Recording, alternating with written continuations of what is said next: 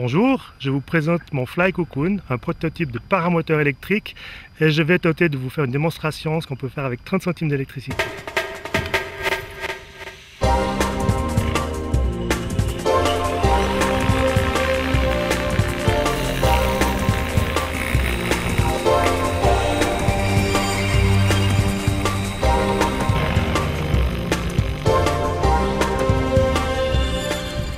Écoutez, ça fait une trentaine d'années que je vole en me déplaçant avec des voitures et j'en avais un petit peu ras-le-bol. Donc j'étais vraiment séduit par cette nouvelle motorisation électrique et c'est vraiment un souci pour moi de l'écologie et faire le maximum de vol avec le minimum de moyens, c'est-à-dire à peu près 30 centimes d'électricité.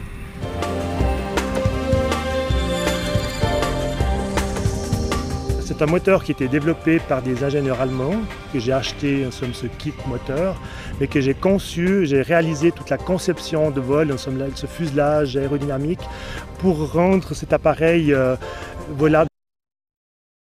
Parce que c'est le but, c'est d'utiliser le moteur le moins longtemps possible, on a très peu d'énergie, peut-être 17 minutes, et tout le reste c'est de pouvoir voler sans le moteur, comme les oiseaux. La batterie, c'est une batterie au lithium-ion. L'inconvénient, c'est effectivement comme dans les voitures, comme dans les scooters, c'est que c'est pas éternel ces batteries, ça coûte encore cher. Le premier plaisir, c'est de créer peu de nuisances par rapport aux autres personnes. Déjà ça me fait vraiment plaisir. En plus, quand on vole, il n'y a presque pas de bruit, peu de vibrations. Un autre avantage, c'est qu'on n'a plus besoin de se déplacer avec un véhicule sur une montagne, sur un point élevé. Donc on peut l'utiliser n'importe où, on s'oriente face au vent. Et ça, c'est vraiment une liberté. On pourrait imaginer cet appareil l'utiliser n'importe où sur la planète, je dirais.